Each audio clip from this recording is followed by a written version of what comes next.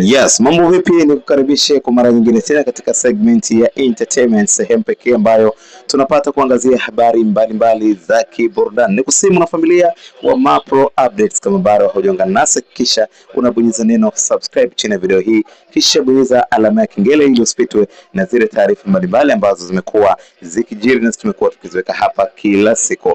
Yes, sasa katika upande wa kiburudani bwana, kuna habari njema kwa kweli kwa mashabiki wa Diamond Platnumz, Simba la Masimba Dangote, ambapo tunaelezwa kwamba msanii kutoka kule nchini Afrika ya Kusini Tyla ameweza kuzimika na mistari mikali ya ngoma ya Komasava ambayo ni ngoma yake Diamond Platnumz. Ikumbukwe Komasava iliweza kutoka kama single song ambayo Diamond Platnumz aliimba yeye mwenyewe na iliweza kufanya vizuri kwa aina yake. Ilikuwa ina trend sana katika digital platforms mbalimbali kwa upande wa Afrika. Lakini baadaye tuliona pia msanii kutoka nchini Marekani ambaye anafahamika kama Jason Derulo pia aliweza kutaka kufanya remix, na waliweza kufanya remix na Diamond Platnumz na ikawa Komasava remix na ikaenda globally. Iliweza kufanya vizuri sana worldwide na ni ngoma miongoni mwa ngoma za wasanii wa Afrika Mashariki ambazo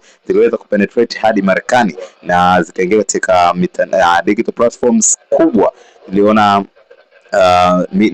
Tuliona baadhi ya magazine kubwa ambazo ziliripoti kuhusiana na Komasava, lakini pia ziliweza kuonyesha namna ambavyo ngoma hiyo imeuza sana. Sasa baada ya muda mrefu kupita, Komasava imeweza kuwa kimya tena baada ya ngoma zingine ambazo Diamond Platnumz aliziachia, lakini pia wasanii wengine wamekuja kuziachia na Komasava kuwa kimya. Lakini kitu cha kushangaza, jana msanii Tyla kutoka pale nchini Afrika ya Kusini ameweza kushare video mbili ama clip videos mbili. Ya kwanza aliweza kushare tu clip video ya ngoma ya Komasava na kuandika good music, and then akaja akashare tena kipande kingine huko akiandika kwamba I say Afrika tumebarikiwa talents nyingi sana, ila pengine hatuzipi nafasi ama airtime kuzisikia. Kiukweli hii ngoma ni moja kati ya ngoma kubwa sana na ngoma ambayo imeandikwa vizuri sana. I wish one day to work with this artist. Alimaanisha kwamba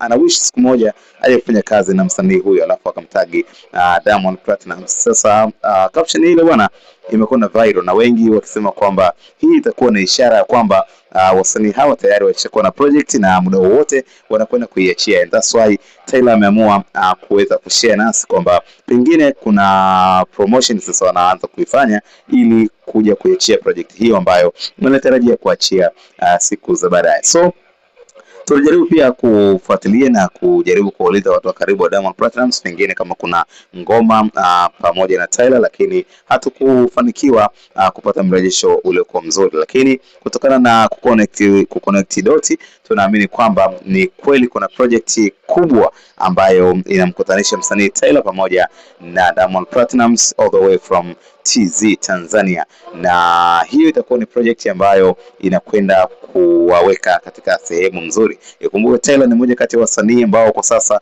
wana majina makubwa si tu Afrika bali duniani, kwa sababu ni miongoni mwa wasanii ambao wameshinda tuzo ya BET na ni mmoja kati ya msanii ambaye alipewa pia offer na msanii Jay-Z kutoka pale nchini Marekani kwa ajili ya kuwa signed under management ya Jay-Z, lakini ndio hivyo tena sivyo bahati, Tyla hakukubali ofa hiyo. So hiyo inaonyesha ni kwa namna gani msanii huyu amekuwa na fan base kubwa, lakini pia ni kwa namna gani msanii huyu amekuwa na jina kubwa na anafanya vizuri duniani kote, and that's why ameweza hadi kukata ofa ya Jay-Z. So ni hayo yamejiri katika upande wa burudani. Diamond Platnumz na Tyla muda wote pengine wanakwenda kuachia project yao. Wewe una maoni gani kuhusiana na hiki ambacho amekifanya Tyla? Tafadhali tuandikie kwenye comment section, lakini pia nikukumbusha kubonyeza neno subscribe, like na kushare video zetu na wengine wapate nafasi ya kuja kuzitazama. Hadi wakati mwingine, kwa sasa na kuaga bye bye, tukutane next video.